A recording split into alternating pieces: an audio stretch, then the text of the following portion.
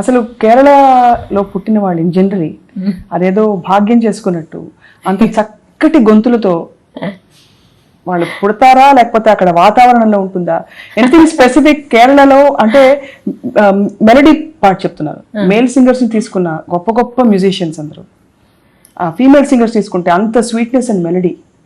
Anything special అంటారు that is there in Kerala? అంటే music పట్ల ఒక ఆదరణ కానీ వాతావరణం కానీ. మ్యూజిక్ అంటే అందరికీ కేరళలో మ్యూజిక్ స్కూల్స్ చాలా ఉన్నాయి.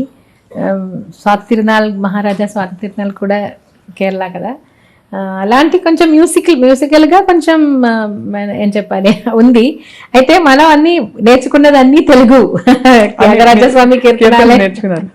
మనకు తెలుగు చాలా గొప్ప లాంగ్వేజ్, గొప్ప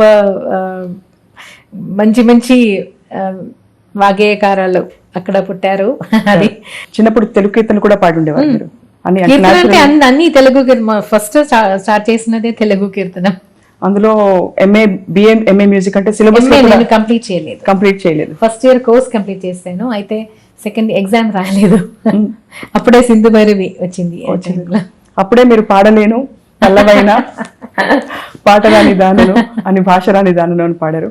కానీ పాట బహుశా అప్పటికి ఇప్పటికీ కూడా విపరీతమైన పరిణితి చెందింది మీ గాత్రం అని వినేవాళ్ళు కూడా అంటుంటారు. Lot of change has come ఆ పాటకి ఈ పాట కూడా. అది కూడా ఒక స్వీట్ ఇన్నసెన్స్ ఇప్పుడు ప్రొఫిషియన్సీ అండ్ ఇది కనిపిస్తుంది. ఆ పాట ఎక్స్పీరియన్స్ గురించి చెప్తారా? చాలా క్లిష్టమైన స్వరాలు లాస్ట్ లో మళ్ళీ క్లాసికల్ లోకి ట్రాన్సిషన్ రావడం ఎలా అయింది ఆ పాట రికార్డింగ్ అప్పుడు? రికార్డింగ్ లో మ్యూజిషియన్ చాలా తక్కువ, మృదంగం, వయలిన్, తంబుర అంతే. అప్పుడు రాజా సార్ ఆ రికార్డింగ్ లో నాకు యాక్చువల్గా ఆ రోజు నాకు ఎంఏ ఎగ్జామ్ కోసం నేను కేరళ వెళ్ళాలి. రాజా సార్ చెప్పారు, నా ఫాదర్తో చెప్పారు, దానికంటే ఎక్కువ దీంట్లో వస్తుంది, ఎంఏ తర్వాత చేయొచ్చు, ఇది మిస్ చేయకూడదని నా అడ్వైస్ అని చెప్పారు. రాజా సార్ అలా చెప్పినప్పుడు నా అప్ప ఏం చేశారు, సరే సార్ మాట వినాలి కదా, అందువల్ల మీరు తర్వాత రాసుకోవాలని చెప్పి రికార్డింగ్ నన్ను పంపించేశారు.